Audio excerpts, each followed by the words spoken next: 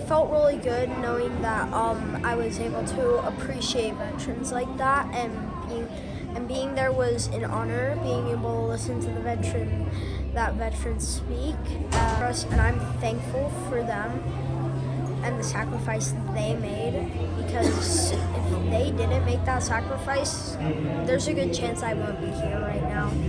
I really like at the veterans that there is other veterans and parents that respected all the veterans. And we want to honor all the veterans for serving our country.